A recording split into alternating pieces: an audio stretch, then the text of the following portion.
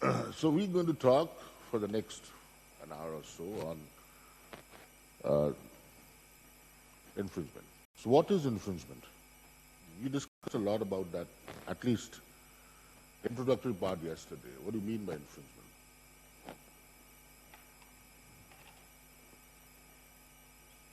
See, we have to do it. We have to talk.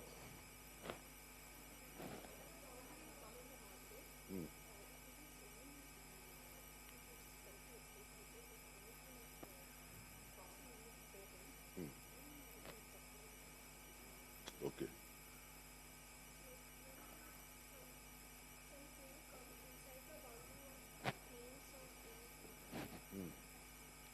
When it comes inside the boundary, we built a house yesterday and you build a boundary wall, correct?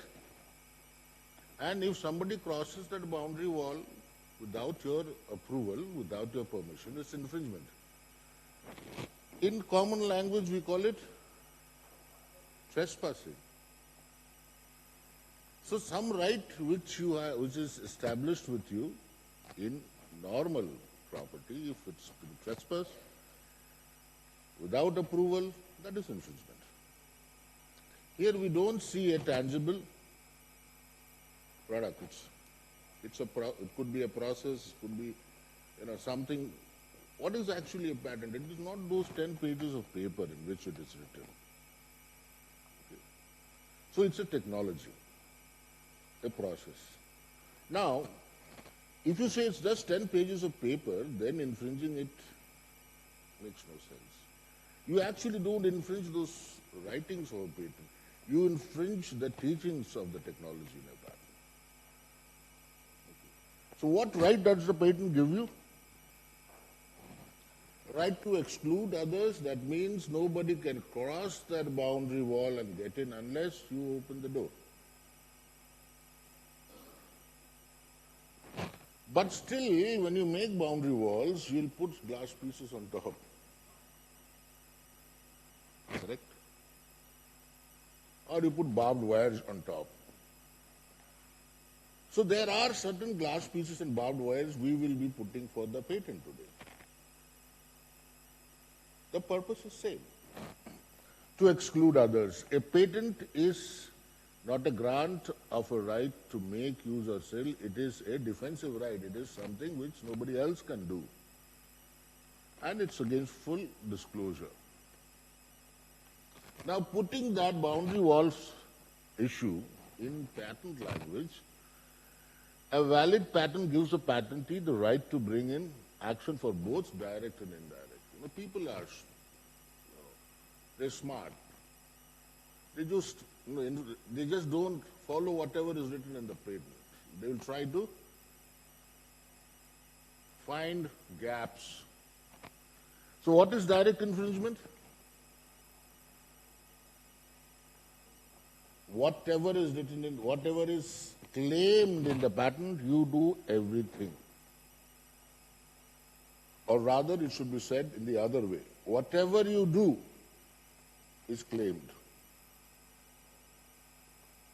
You may not do everything which is claimed, but whatever you do is claimed in one or more patents. Indirect infringement can be of two types. That is, you don't, it's like, the big dada who sits and sends his assistants to jump the wall. But you are the man who is sending those goons to rob my house, but you are not doing the action yourself. That's the indirect infringement, indirect trespassing, you can say. Now, similarly, it can be induced and contributory. We'll see each of them. What happens is that, there is a big section of what we call prior art available in any technology. And then outside that realm of prior art is what we have your patented claim. And subsequently or simultaneously, there are other patent claims. You trying to dodge out and find a way and say that I am not infringed. That's why most of the people do an exercise known as freedom to operate. To see that my steps which I am taking are not infringing any unexpired patents. So let's look at each of them, and there is one interesting aspect of infringement, which is the smart way, that's called doctrine of equivalence. We'll get into that as well. So direct infringement is when you make, use, offer to sell or import anything which is claimed in the patent. You make, use, offer to sell or import anything which is claimed in the patent. That's direct infringement. Okay, that's a very foolish way of infringing. Nobody does that. What has happened is that you pick up a patent which is there in some other country, find out that there is no family member in another country, then you can do all of them legally. That is how the generic pharma flourished in India. Okay. That's very straightforward. What is induced infringement? To act actively in inducing somebody to infringe a patent. You don't do it. Okay? You don't sell the infringing phone. You ask somebody else to do it, or somebody else does on your behalf. The action is done by somebody else, but the benefit of that infringement is also enjoyed by you. See, if you are infringing something, you can't put an induced infringement charge on me unless I enjoy the benefit of that infringement. Then I cannot run away saying that, see, I did not do it, he did it. It's instructing, directing, or advising a third party to carry out direct infringement.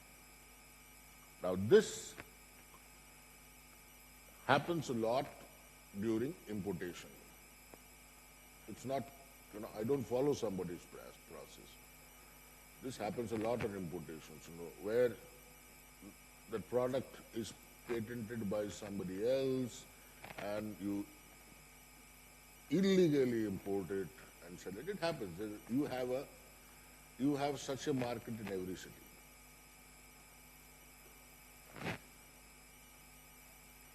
What is contributory infringement? It is like that, suppose this projector is patented. Okay? Every feature, every patent. I do not make this projector, I only make the lens. The lens which is covered in the patent of the projector. I am not making the product as a whole a part of it. But that part actually falls within the claim of this. So ideally you cannot say I am doing direct infringement. Because my end product is totally different. You are selling the projector, I am selling only the lens. That is called contributory infringement. Like if you look at that lamp, instead of making that lamp, I make the shade or the burner, which is more technical. So my end product is same, but it is claimed in a patent as a part of another invention. So sale, offer or sale or importation of a component of a patented article or a material part of the invention already patented. It is not whole, some part. That is called contributory infringement. Now these are all simple things. All that falls under the category of literal infringement. How do you establish literal infringement? You take every unit operation of your process or every element of your product and match it with the patent. So you keep on adding ticks and cross. If all of them are ticks, it's a literal infringement. The issue with literal infringement is every element of your product, every unit step of your process must be found in the claims. So now, if I add some additional feature to this projector, like I may put a sensor and make it Wi-Fi enabled, correct? It is no longer literal infringement. Now it has become reverse. Earlier, I have taken a part of the patented product. Now I have taken the entire patented product and added something to it. So, functionally it is more efficient, more effective, and end of the day it is a totally new product. Is that going to be infringement? Yes?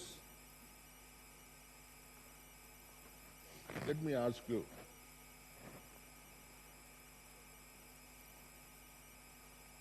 it is how you draft the patent. If during drafting you can establish novelty and inventive stuff, it is not a bad. Now let me think of a common example. Okay, you take water in a vessel and you heat it. You add sugar, it doesn't dissolve. You keep on heating, it dissolves. Okay, this is my process A. I add sugar to water and heat it to dissolve. Correct. Next, what I do, I don't heat. I put it in the microwave. My process B. Correct. Same results I get. The sugar dissolves. This, my process A and process B different, or is it infringing, one is infringing on the other, or both are unique processes?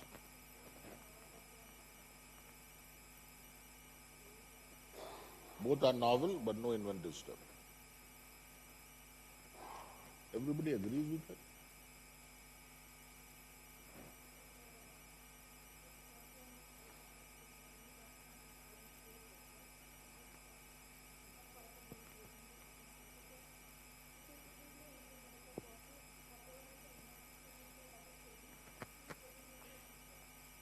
I am not doing the steps which are involved in process A or process B.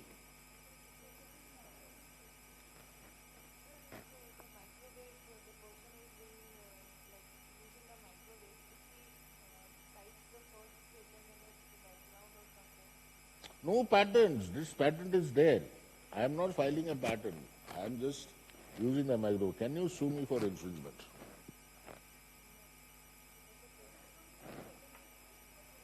No, nothing. I mean, this is.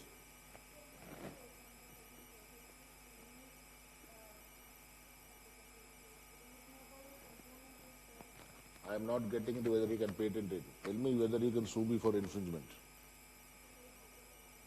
You cannot? Why?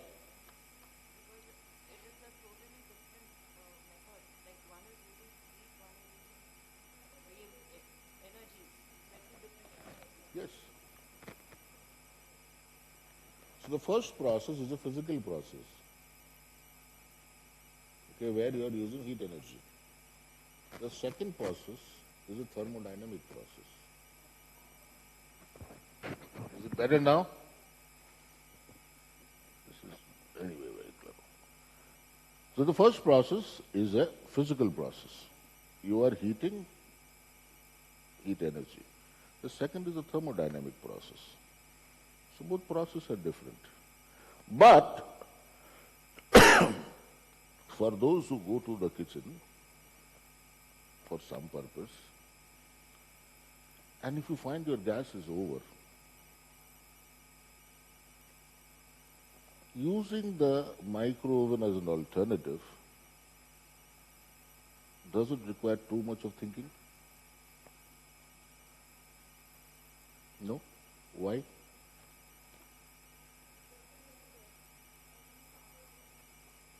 So you are a person skilled in the art. And you know, it is obvious to anybody that when gas is over in the kitchen, you should use micro oven. It is not obvious to me.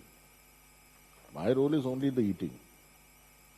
You make it in the micro oven, you make it in the gas burner, you make it anywhere. I may prefer tandoor, but it's not obvious to me. What am I trying to establish by this example?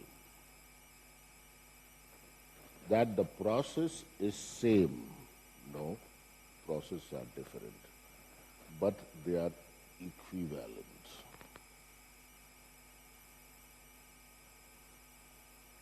I am trying to bring a concept of equivalence.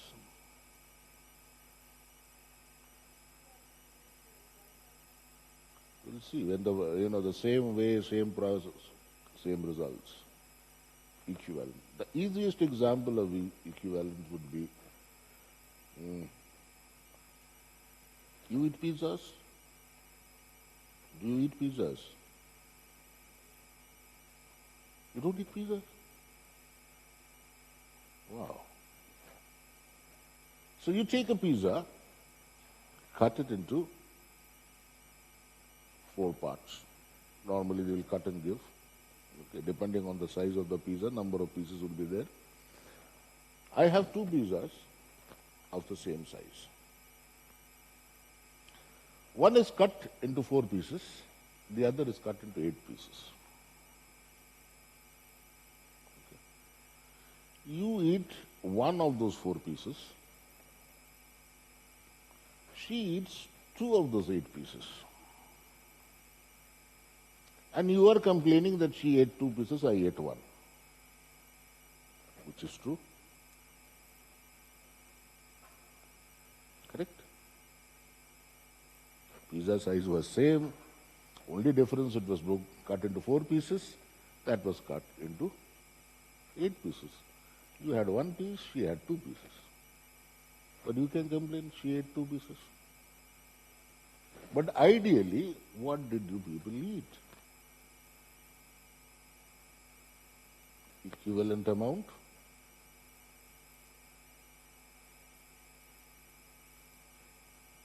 Okay. It's a different way of. In infringement studies, the most important thing is equivalent. We will see how in equivalency things change. Because nobody is a fool. I should not say that. Most people are not fools to pick up a pattern and follow exactly what is claimed. They are going to tweak with equivalence. So whenever you have a difficulty in understanding equivalence, go and eat pizza. Okay. Without equivalency, litigation in patent infringement would have stopped. Why? Because you don't infringe the writings of a patent, you infringe the teachings of the technology of the patent. And just not to infringe, she has cut the pizza into 8 pieces. So you cannot say steps are same, but that is a smart move most infringers take. Okay. So I don't need to say what's equivalent anymore. The difference between the claimed elements and the equivalent must be insubstantial or interchangeable to a person in the art. Whether you cut the same thing into 4 pieces or 8 pieces, it is actually insubstantial. And you can interchange. The difference may be insubstantial or interchangeable if the accused element performs the same function in the same way to obtain the same results, my gas burner and microwave. They are different processes, but they perform to get the same result. Okay. So they are equivalent processes. Why do you need an equivalent? It is a, it's a legal method to recognize, to overcome, the shortcomings of the language of the patent. क्या हो गया? मेरा चेहरा क्यों देखेगा लोग? सुनाई दे रहा है ना? बोल रहा है. They want to see me. Wow. Wow. That makes my day. Because the infringer doesn't infringe the words of a patent, the claims of an invention. No. So this leads to the most important part of infringement, which is the doctrine of equivalence. We will now see how patents are actually infringed by this principle. And why is it necessary? Otherwise, people will continue to say that I am not infringing by cutting the pizza into 8 pieces, which is actually infringing. Because and today you make 8 pieces, tomorrow you make 16 pieces. So, and that will be a shortcoming on the language. To establish, to initiate infringement by equivalent, first requirement is to prove or to accept that there is no literal infringement. There is no literal infringement, you have to accept that first. How do you accept that? By saying that, see, every element of my invention is not there, of the accused infringed product is not in the patent claim. So it is not literal infringement. Once you accept that, then you move forward to say that what are the equivalents which are possible. Okay, this actually is something which helps the patentee from people who would like to design around the actual claims written. See, there is a limitation of language, but technology is much broader, much bigger. There could be reverse of equivalence also. If you say that by changing something or by finding an equivalent, I have serious advantages. Okay. Like in a process, if I change one chemical and make the process better in the sense that the yield may go up, or the chemicals used are safer to handle. Okay. I can do the experimentation at much controlled conditions. So even if I am using an equivalent, it is giving me a significant advantage. That is not going to be considered as just an equivalent.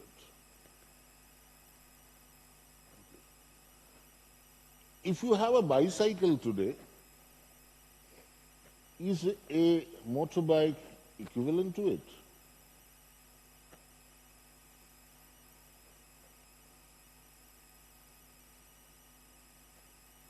It does the same job, same way, but I have just changed the manual mode to a automatic mode using a different source of energy.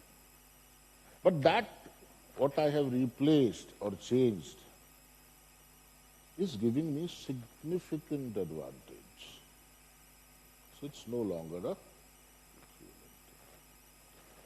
equivalent. So the basic test for doctrine of equivalence is, it's called the function way result. All these things became law much later. They were all first fought in the court. The court, these case laws gave birth to such laws which are now standard. So it's also called the three-way test, the function way result test. So it does the equivalent function in an equivalent way and equivalent to give the equivalent result. Now let's look what happens in actual. I mean, for those who are chemists, okay, let's say, you carry out a crystallization. You know what's crystallization? It's a solid dissolved in a solvent, and you drive away the solvent, so you get the crystals of that product. Okay, and this is also a method of purifying many chemicals. So if you are doing the crystallization in ethanol, it may be obvious that that same crystallization will work in isopropanol. Now, ethanol and isopropanol are both from the alcoholic group. They does the same function and then give you the same result. Now, if I do that crystallization in acetone, that is not from an alcoholic group, that has a different flash point, that has a different boiling point. It is a ketone. You might not consider that equivalent. Now, who is going to decide all that? Again, that mysterious guy, a person skilled in the art. Of course, this can be decided by a chemist, not by a doctor. So you have the person skilled in that group. Now, I have picked up few lines from various judgments, which have later translated into law, which helps us in understanding. Whether what is, now the question is, the change is substantial and insubstantial. How do you define what is insubstantial, what is substantial? Bicycle to motorbike is substantial, we all understand. Okay. But some of them may not, but as I said, ethanol and isopropanol is insubstantial. Whether a person reasonably skilled in the art would have known the interchangeability of the ingredient not contained in the patent with one that was. It is an obvious choice for the person skilled in the art. From where? From the common general knowledge available in that domain. One with an ordinary skill in the relevant art would have considered that change insubstantial.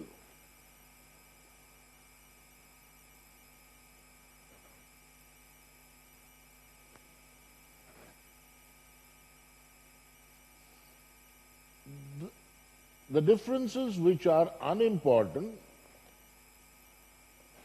and add nothing to the process or product, yet manage to avoid the claim languages, are considered insubstantial. Meaning,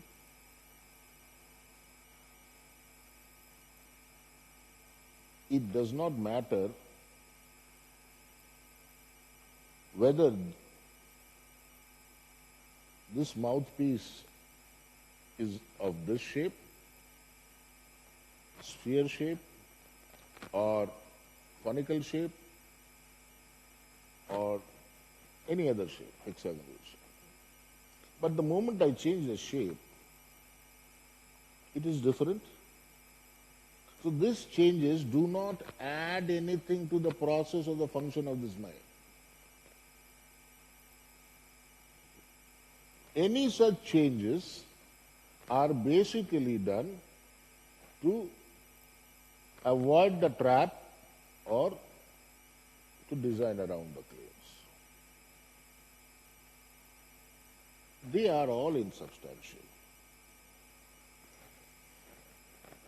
A patentee should not be able to obtain under DOE coverage which he could not lawfully have obtained from the PTO by literal terms. That means when you were writing the patent, you were writing greedy claims, so you could have claimed broader, but the patent office, the examiners did not allow that much of breadth. We'll see some case laws. Now, just because you did not get a patent was not possible to be granted on the breadth, you cannot go tomorrow and seek for infringement under DOE on the breadth which you missed out.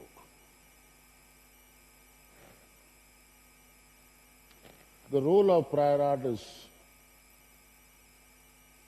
high. If the accused device or process is itself in prior art or merely an obvious variation of prior art, then it cannot be at law to be an equivalent for the purpose of equivalent infringement.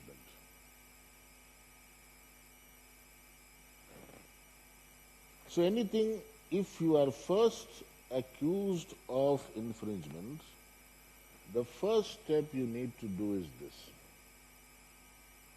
See if there is a prior art for the entire process or part of the process, for the entire product or a few units of the product. That's your escape route. And when you do a prior art search, you know where all to search. It can be patents, books, journals, catalogs, other documents, illustration, anywhere. Anywhere in the world, in any language. Limitation of broad claims. Specifications, that is, the rest of the patent document without the claims, are not to be used to expand the claims to cover advances clearly not claimed, but they should be considered to explain ambiguous claims or to limit overbroad claims. Now, this is very common in pharma. Very, very common. Most of the infringement DOE are in pharma sector only. Now, sometimes we are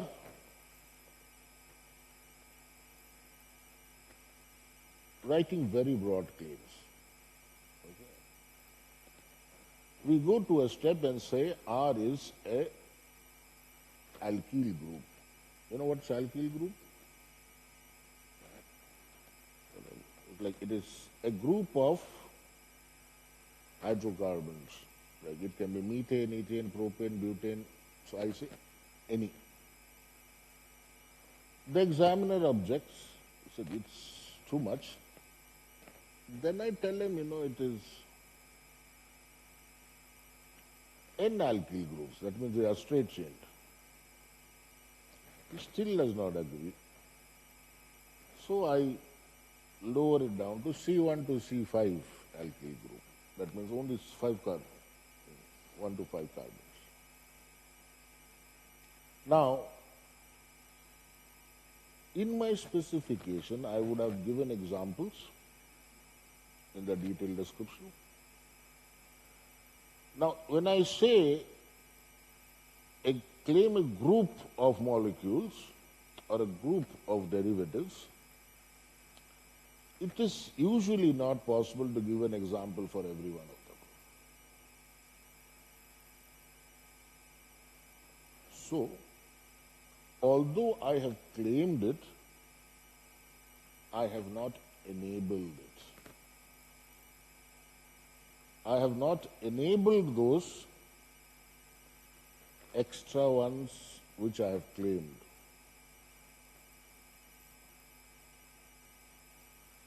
That could lead to the limitation of my claim sometimes, if it is not of the similar category.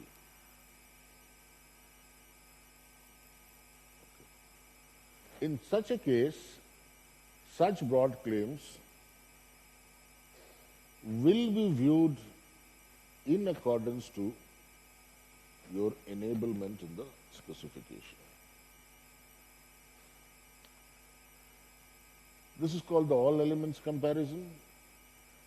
Now, see, this all came from litigations, okay, and later became law. Decided on an element by element basis with reference to the disclosure of the patent specification, where if you have 5 units in a product or 5 steps followed in a process, every step has to be addressed. If you are accusing somebody, you must say that each of the steps are either infringed literally or by equivalence. If you have a 10-step process, so some of them are identical, so literally met. Some of them are met by equivalence. If there are steps in your process, in addition to all that,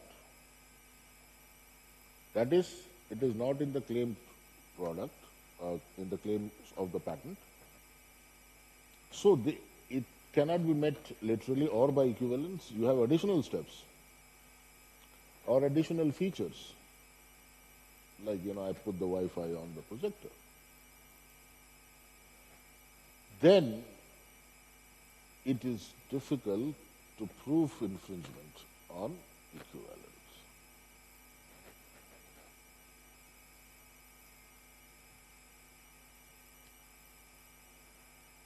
Anything which is narrowly claimed is lost. The patentee at the time of filing the patent and during prosecution had the opportunity to claim broadly or broader. He did not claim it broader, or the examiner forced him to narrow it down during prosecution.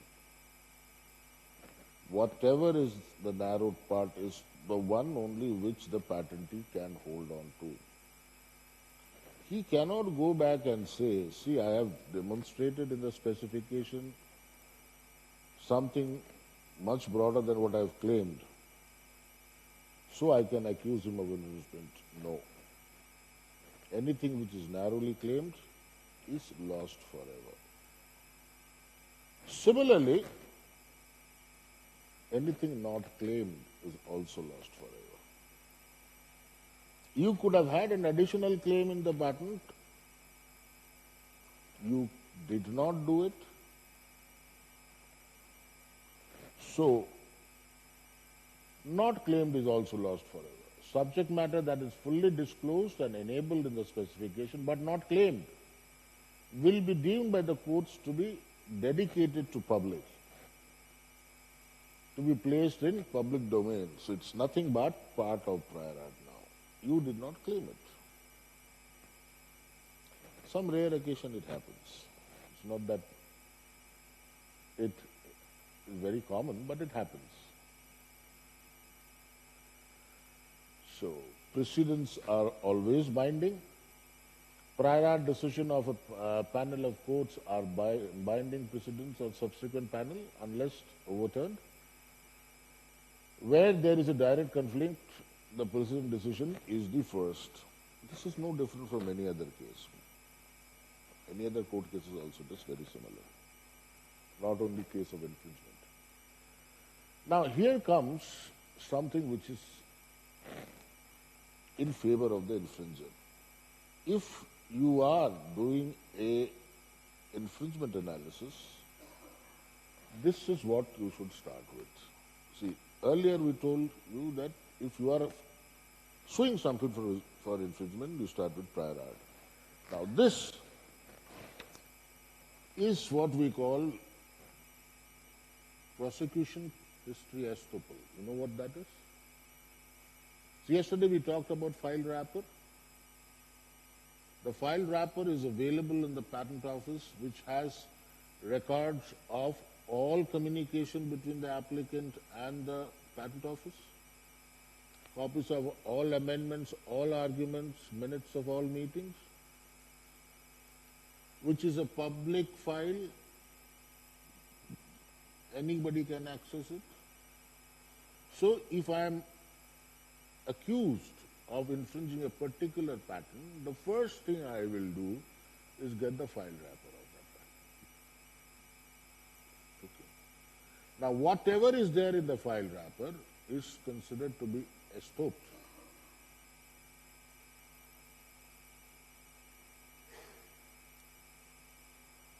And that will help me to find all the points which I have said now. Narrowly claimed, not claimed, could have claimed, what amendments, what went changed, okay, through that file.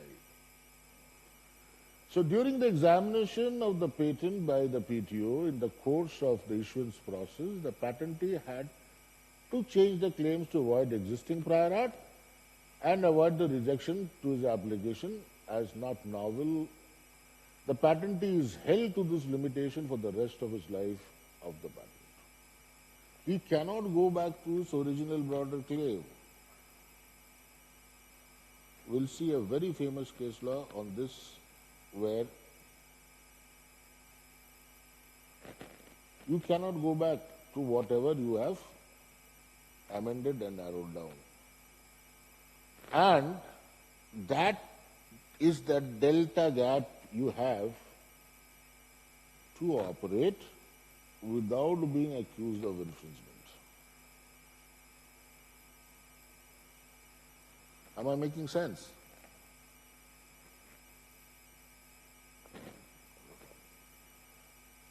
So there is a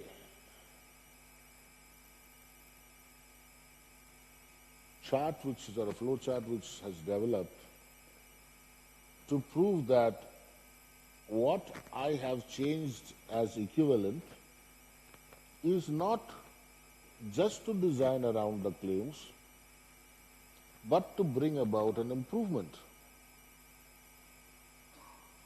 If you can establish that, you are out of the accusation of equivalent infringement. So how do you do? Does the variant have material effect opened on the way of the invention? If it is yes, no infringement. No, you go there. At the time of the publication of the specification, would have been known that an obvious to the skill in the art? Remember, it is always at the time of invention, time of application. The patent is filed granted 10 years ago. Today, somebody can sue me for infringement of equivalence. But today, in this 10 years, science has developed a lot. So what is an obvious equivalent to me today might not have been an equivalent 10 years ago.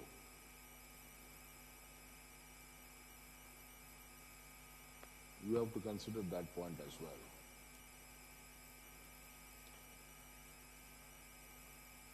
Would the skilled reader understand that the patentee intended strict compliance with the claim was essential? Yes, does not infringe. No, this is actually, I've taken it from a textbook, this flowchart. I've given it also the reference. Now this has become a standard process which the court adopt to when they look for DOE. Prosecution history is important when there is no literal infringement. The patent owner asserts infringement by equivalence. The accused infringer asserts the defense on the basis of relevant subject matter which has been disclaimed during prosecution. It was there in the initial application, later disclaimed for various reasons. You need to study that file wrapper, find those points out, and build up a report. When a patent application amends or cancels claims rejected by patent office as not patentable based upon prior art, or any other arguments which have been made by the applicant to convince the examiner. The last one is also not to be ignored. See, unmistakable assertion made by the applicant also may operate to preclude the patentee from asserting equivalency. So, this is what will be the process, the approach to overcome infringement accusations. Now, Professor Keaton had come up with 9 steps to establish infringement. This is a very popular method. Professor Keaton was actually, Daniel Keaton was the Commissioner of Patent of USPTO at one time. After he retired, he became a professor and was teaching his huge experience in patent office. And he used to offer workshops and courses. And from those, and he has written extensively on these matters. These 9 steps are born. And they are, how do you proceed to overcome infringement accusations? Now, you can do the reverse if you want to accuse somebody of infringement.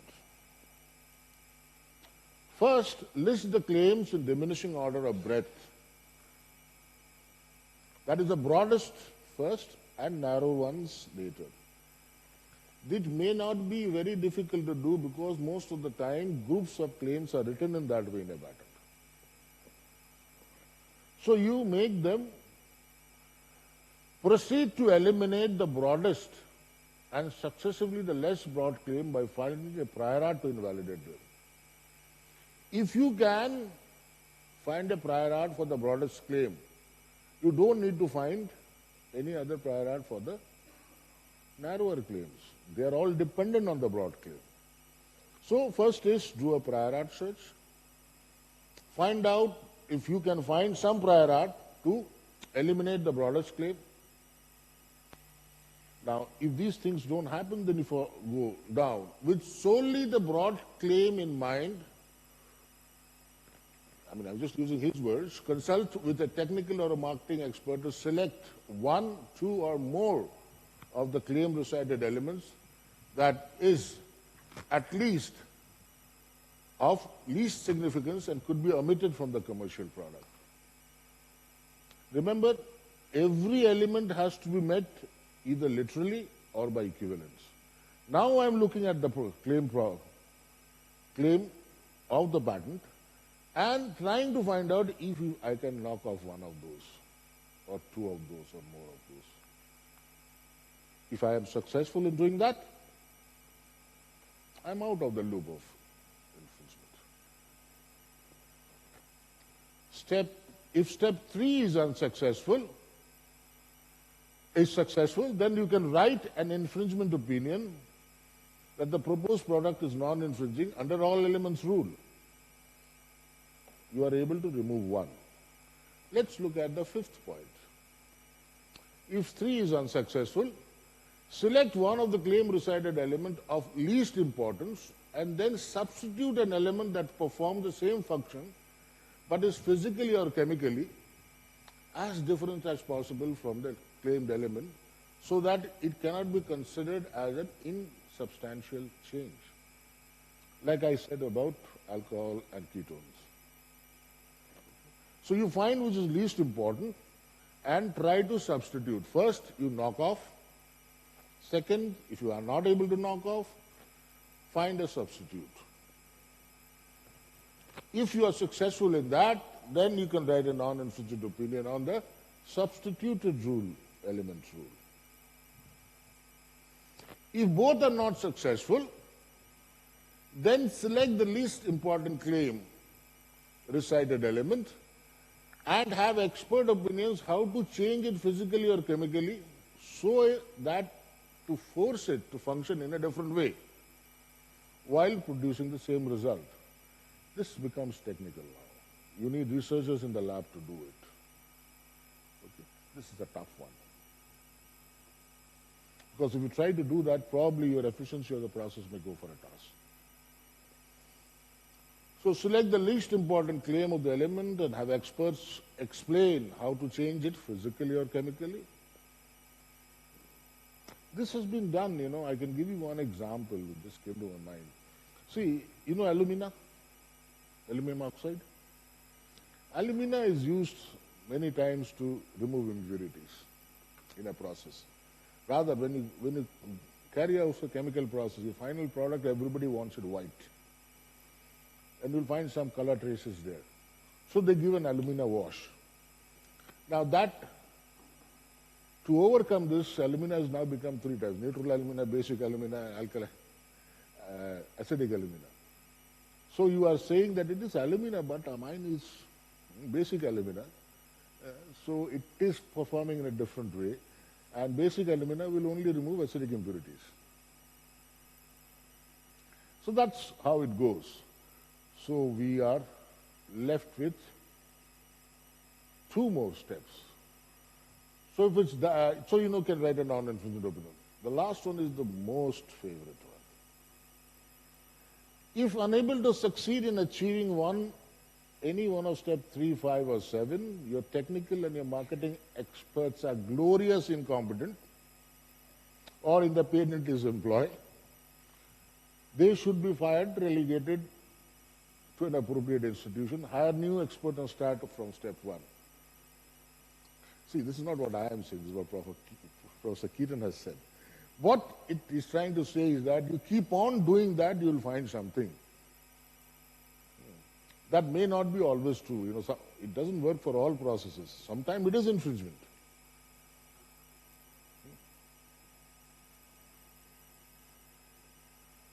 But if you get time, there is a paper, review paper written by him, from where I have taken all these points. You can look into that paper. It has a lot of chemistry examples on infringement. People have even developed mathematical models, which are not very successful in establishing, but there are reports. So, did any of you ever face such challenges to establish infringement or get out of infringement? No. You always knock the door and get in, no jumping over the wall. But I'm sure some of the organizations where you work, there are litigations which has happened on infringement. I have taken 3 case laws here. They are very, very old cases. But these 3 cases are on which judgments on infringement even happen today. All the rules, laws have developed from these 3 cases. So Winans and Denmaid, it's something, let me explain. In a coal mine, they used to carry coal in a container which had rail lines on it. Now, this railroad car which used to carry coals, then made, had conical vessels. Okay. So the coal used to be dumped there with a tapering end, and it used to be carried and the lower end opened and the coal used to come out from the mines. Winans, instead of conical, made it cylindrical. And said the advantage for that is it can hold more coal. And he was sued for infringement. He said, what did you do? You just turned that conical shape into a cylindrical shape. So do you think there is infringement?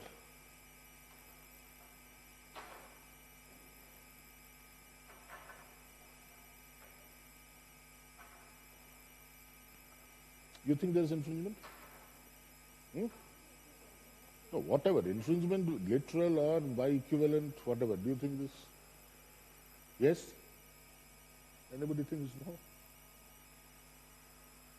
But the advantage of having, is the answer already written there? But the advantage of collecting more quantity, that's a substantial advantage.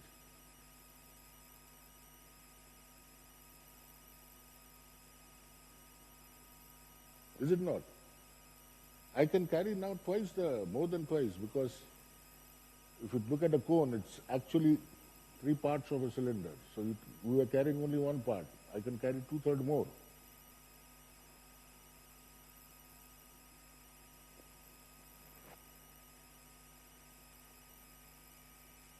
You still feel it is infringement?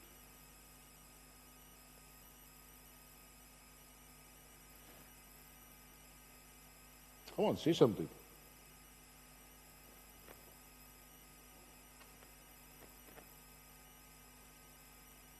Still infringement.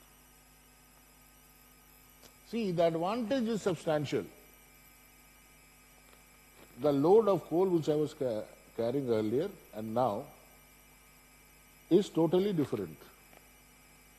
But the change I made is insubstantial.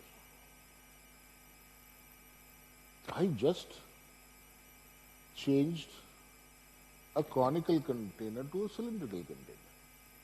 To any person skilled in the art, will that change be considered insubstantial? Probably yes. And will such a change or such a come to his mind automatically without doing additional? The other important part of substantial and insubstantial is that can I reach that conclusion without doing additional experimentation? I don't need to do additional experimentation for that. So that change is not something which is substantial. It is from this case, this is 1853 case, was the first law of equivalence was born.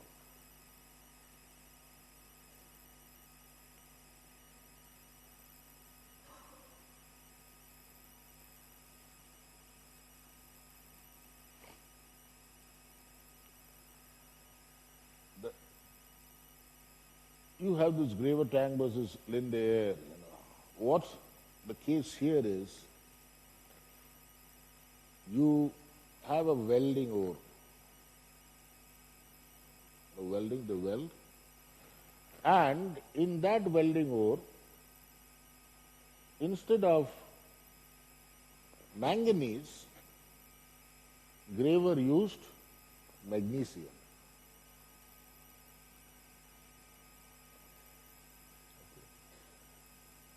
And that was the only difference.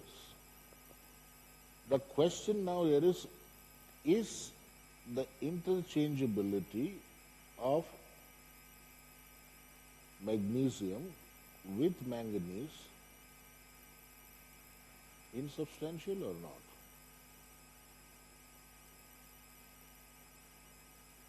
So this case law gave birth to that interchangeability law. Is it insubstantial or not?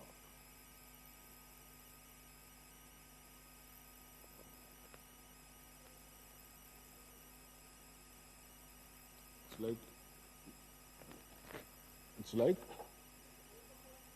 you really like that alcohol example, looks like.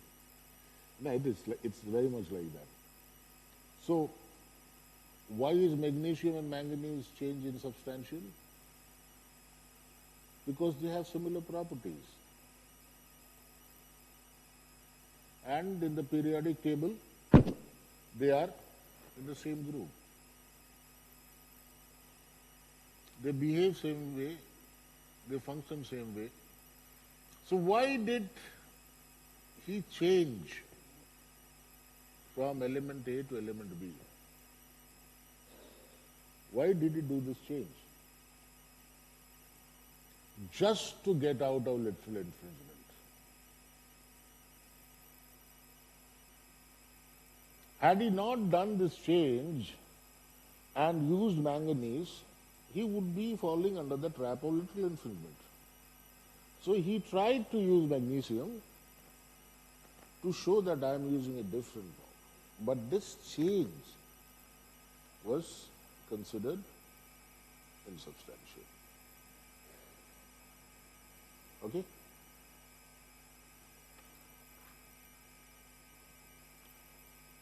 This is very famous, more famous than the other two. Hilton Davis versus Warner Jenkinson. This gave rise to the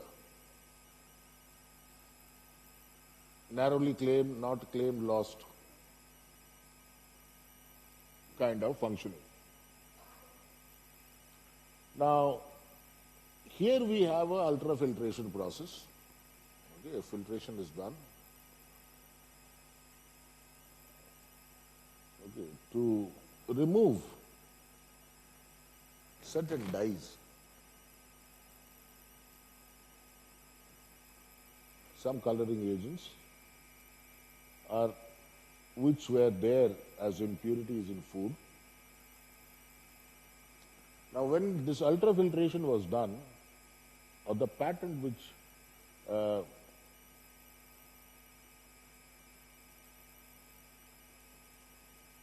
Hilton Davis had, is ultrafiltration at a pH range of 6 to 9. That is the optimal pH range according to them where this filtration process could have been done. What Warner did, he started doing the filtration at pH 5. Now pH 5 is outside the claim range of 6 to 9.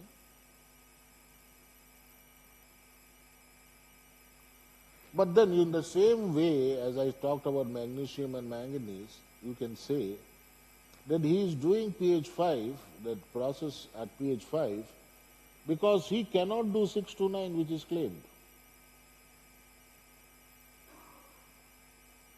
So in order to design around from the claims of the patent, he tried to do it at a pH condition which is outside the claim range.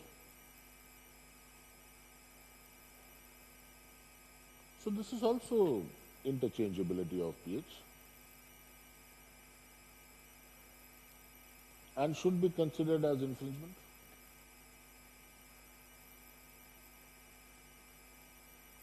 Well, if you really go and study the prosecution history, the file wrapper, you will find the story is little different. That's why it is necessary and important for such cases to go through such files. In the prosecution history, it was noticed that the initial application was not pH dependent. the initial application filed was at NAPH. And it was only after an objection from the examiner that it was narrowed to a limited range of 6 to 9.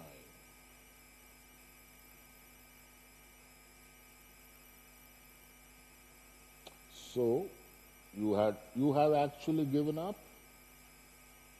that broad range and claimed only the small one. You originally claimed the big one, the entire pH range. Now to overcome an objection, you narrowed it down to 6 and 9. So all that has been given up is now deemed to be donated to public and placed in public domain as prior art at large. So you cannot accuse him for infringement anymore.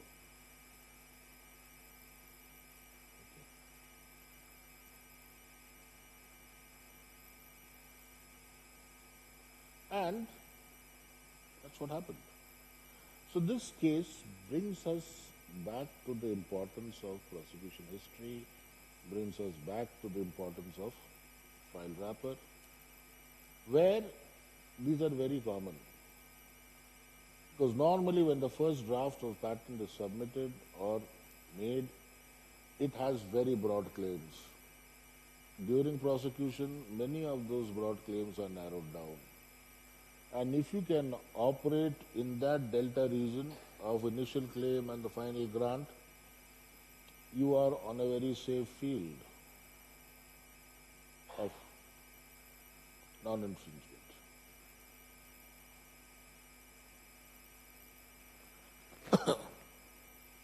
If you want, there are many cases, many cases. Most of the patent infringement cases are on DOE. There are some, and most of them are in pharma. If you look at which has been the most famous litigation in the last few years, talked about everywhere, infringement litigation, of course. Which one?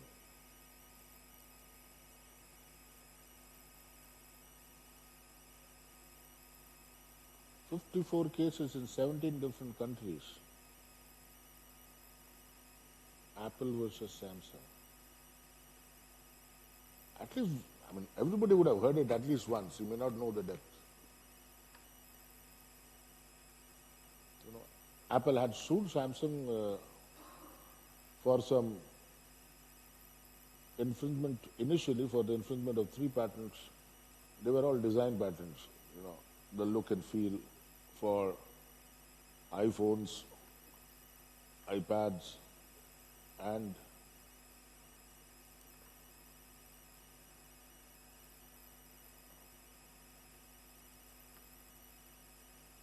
so what happened? Who won? Most of the cases are decided. But it was so silly, you know, like the design includes this curved pad also. You see, the corners are not straight, curved. So Apple actually wanted nobody in the world should have phones which are that curvy in the corner. You should have straight. But don't you have phones which are non-Apple, non-iPhones, which are also curved? Sometimes you assert too much.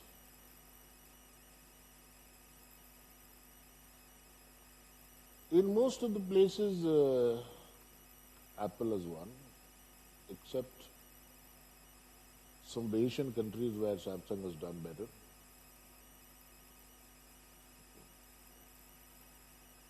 So those are some of the latest ones, and then, you know, you keep hearing, you know, there is the best part is that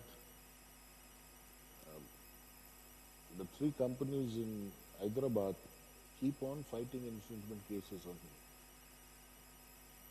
Dr. Reddy's, Natco, Aurobindo.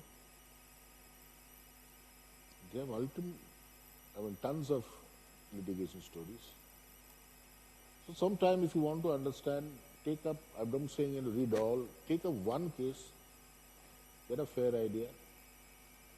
You'll have a problem on infringement in your exam. And that most of the time is a hypothetical example created by somebody. Okay. Any questions?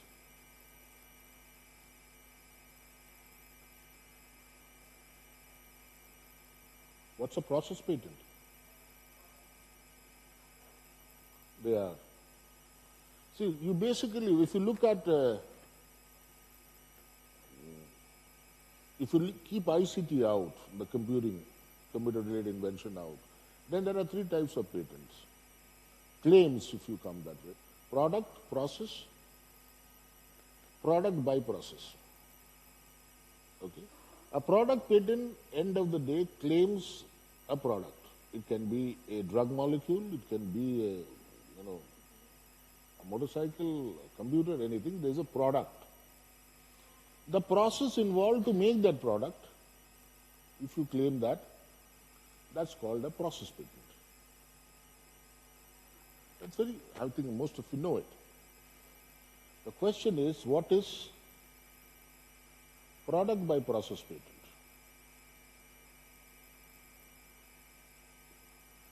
Any idea? You cannot have product patents on certain products. Why? Because they are, say for example, they are naturally occurring.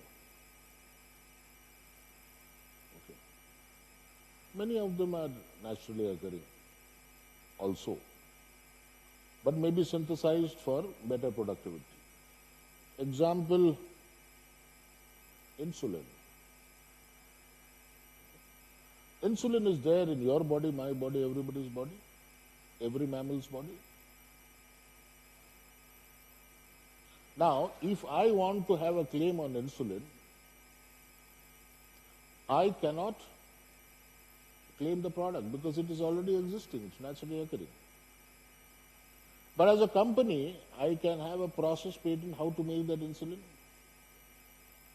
I clone it to a host and then express it under controlled condition to make insulin.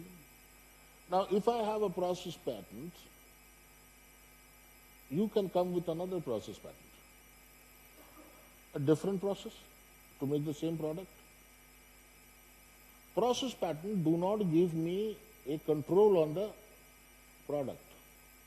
If I have a product patent, I can only make that product till the validity of the patent. So what I do in the case of insulin is, I claim a process to make the product, which probably is the only process. So although I have a process claim, it actually controls the product. For insulin, what happened? The company, a Danish company known as Novo Nordisk, they claimed a process, several processes, where they used a gene sequence to code for insulin. Now, for a molecule to be coded in the exact manner, you need a specific gene sequence. If you alter that gene sequence, the end product will not be same. So by using a process which involves a specific gene sequence, I get a product. It is a process patent because I am claiming the process. But deep inside in that process, there is an element which controls the product. There are many examples of that. See, today's drugs are all mainly biologicals coming up, although we use a lot of chemical synthesis drugs. But the research area is all done on biologicals, primarily. And it becomes very effective in those areas. Now, if you go to computer-related inventions, then the claims are of two different types. It is either a method claim or a system claim. They don't call product and process, but these two are also very similar to them. A system claim is like a device. You claim a system.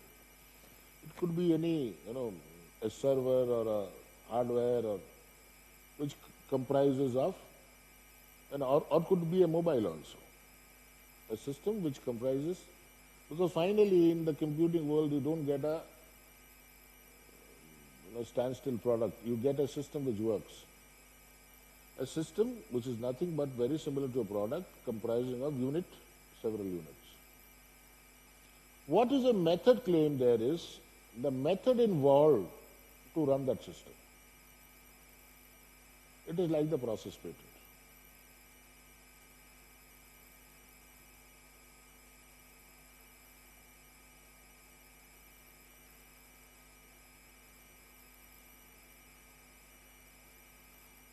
Anything else?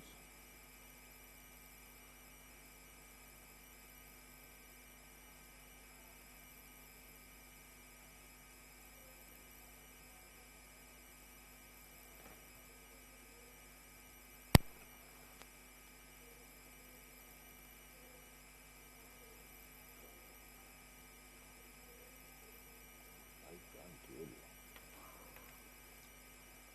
I need to come closer. You can switch it on now. Switching on. Yeah, done. Just press it. Yeah. All of them work. They don't work? Now it's working. You spoiled that. Not. Bolo. A patent is talking about a product. Now it's working. Product X using the ingredients A, B, and Talking C. means what? Is it claiming or disclosing? He is claiming. So she has a patent which claims a product X. Yeah. And he is claiming the ingredients A, B, and C. Ingredients means what? Raw materials. Yeah, raw materials. We can say like that. So claiming means the raw materials are also novel. These that are chemicals only. That are available to you. Yeah. So what he's claiming is claiming a final product and a process involving ABC to make that final product. Yes. Correct? Now my query is, if I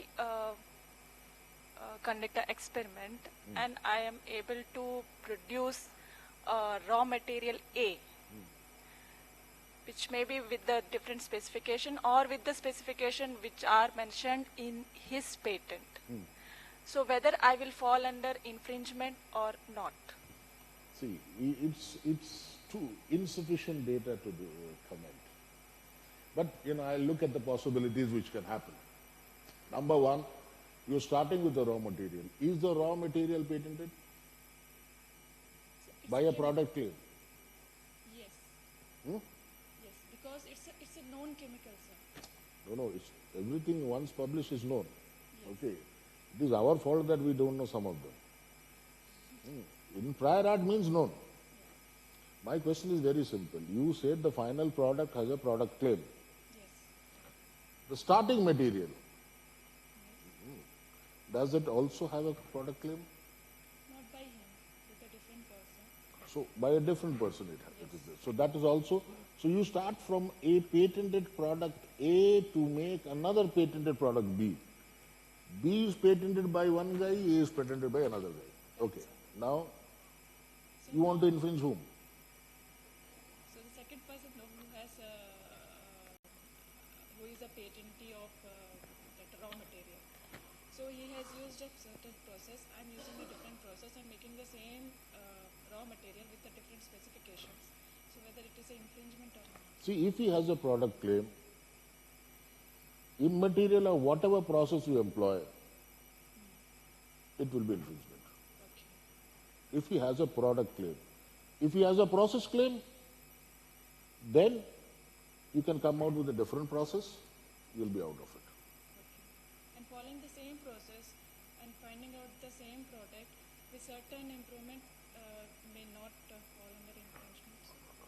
See, You are following the same process. These are actually patent guy's language. You follow somebody, you get inspired by a process. Common people call it copying. We never use that word. Okay? So, you are basically following a patented process. If that patent is valid in India, yes, then by all means you are infringing. Any other person has such plans?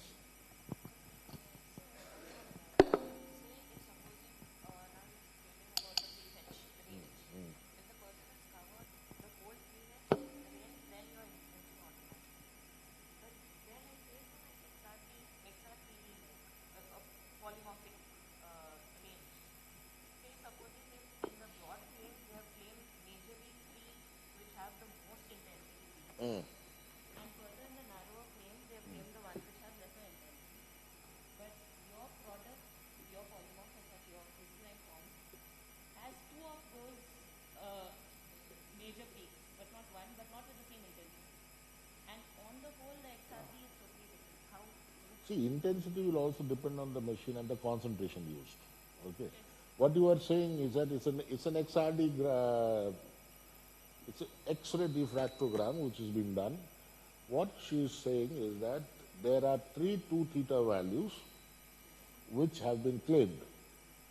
So if your product undergoes an XRD and he has the same one or more of those peaks, ideally will fall under infringement. Even if it is one. See, he has used the word comprising of. Even without looking at the patent, I'm telling you, he would have used the word the 2 theta value comprising of. What is the meaning of comprising of? And what is the difference between consisting of and comprising of? Consisting is few steps in that order. Comprising means first any order. Second, you need not have all the steps, and you can have additional steps also. Okay. So when he has said comprising of, ideally it will be that. Now this is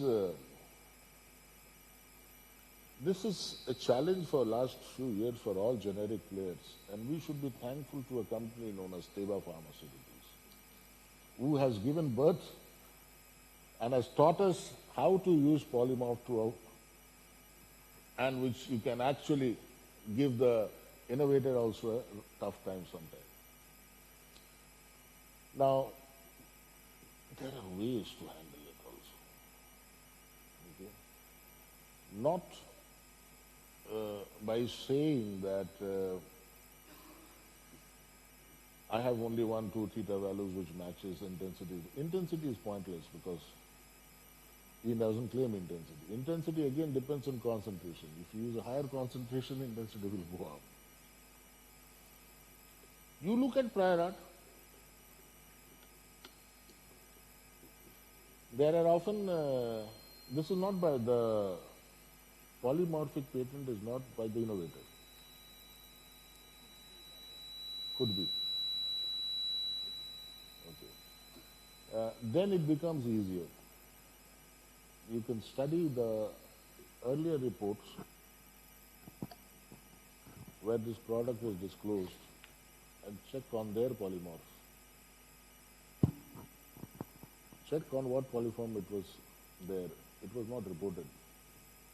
The initial, when the molecule, basic molecule was reported, no polymorphic form was reported. So you check what was the polymorph which was made. So, but then again, XRPD as such is not exactly matching with the polymorph. It may be a novel polymorph as such, right? Yeah. At the end of the You can get day. a patent for a novel polymorph. But then what you'll are the still be chances? infringing. Yeah. You'll still be infringing. Okay. If it's not, you will get a patent. But then there are chances of him invalidating my patents thing on No, his he will claims, not do right? that. He will sue you for infringement. Okay. Invalidating a patent doesn't, for an innovator, invalidating a generic patent gives him no advantage. It's waste of money. Yes, okay. He can sue you. That can result stopping your business and getting damages. Claiming damage. Why not? It only to that, right? So you say that, okay, so this polymorph is what is patented. I have, as a generic player, I have a chance of working with other polymorphs, right? And then circumventing that. See, this is giving an extra life to the molecule. This process gives an extra life to the molecule. What I mean by that, first you have a basic patent. The basic patent expires today. I will file the polymorph patent after 5 years. That will expire after 5 years. But if that is the only polymorph which works, so I am extending the life of the molecule in a different manner. So you guys can make an address form also, no?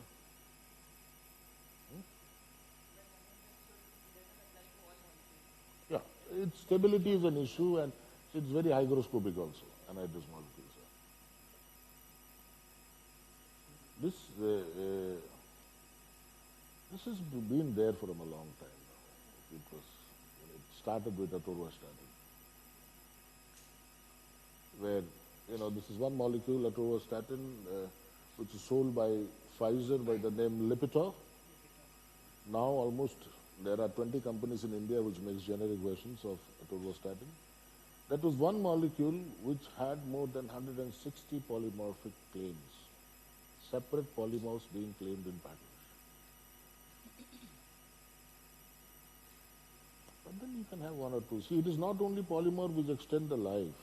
You will have particle size coming in. You will have dissolution pattern coming in. You will have residual solvents coming in. You will have relative substances, which is impurities, coming in. Can you imagine a situation where, let me give you a situation like, when I make a claim of a product, a drug molecule, which is 99.8% pure. There are. It was first started, this kind of trick was first started by a company called Merck. So I am claiming a product, drug molecule, which is 99.8% pure. So if you don't want to infringe my patent, you have to make something whose purity is less than 99.8. Then you don't infringe. But if you make it less than 99.8%, you don't get marketing approval. To get marketing approval of a drug, that certain purity has to be matched, which is there in the monograph. So what was the molecule that Merck patented that way? That was actually, it's out of patent now. It's lovastatin. It had a claim of less than 0.2% of a dimeric impurity. To lovastatin molecule, one OH and one COH group could form a dimer. And it's less than 0.2% of the dimer. And the monograph had those kind of requirements. So either you infringe or you don't get marketing approval. So why would a patent office grant method of treatment patents? I mean, is that not to... Method of treatment is not granted in India.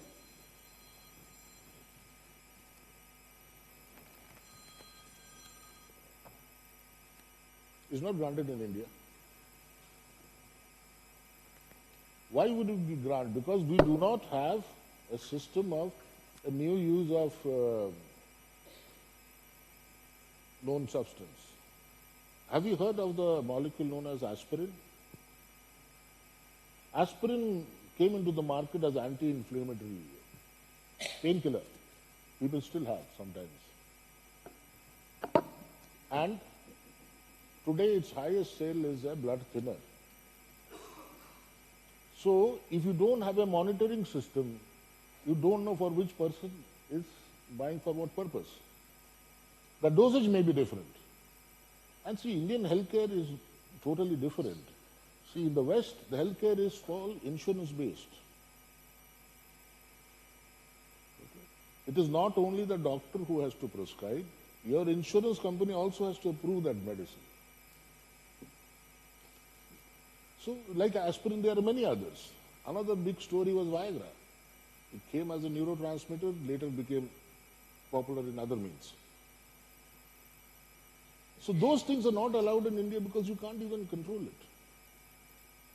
Today you can probably buy poison out of the counter. Anything else?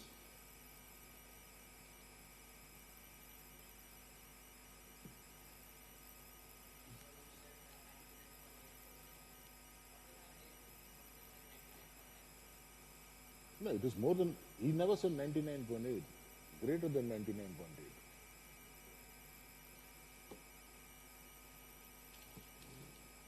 That drug is now out of, that patent has expired.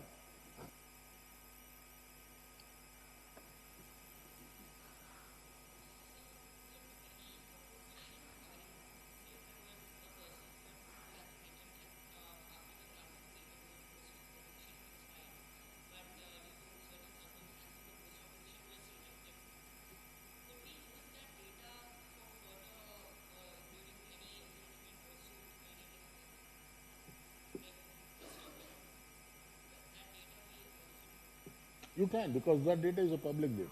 And you can use. But if you lose an opposition in the patent office, you can go to IPAB.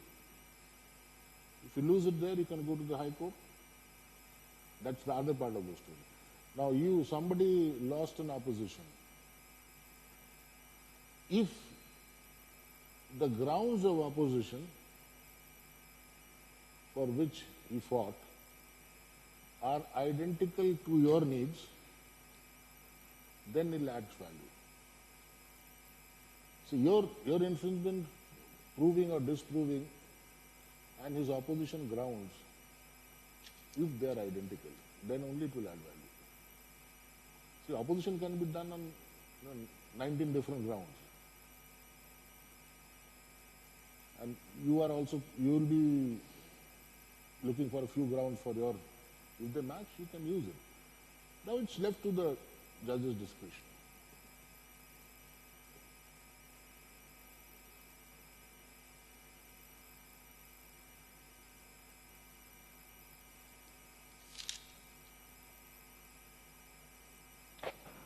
If there's nothing else, I think we should have some tea.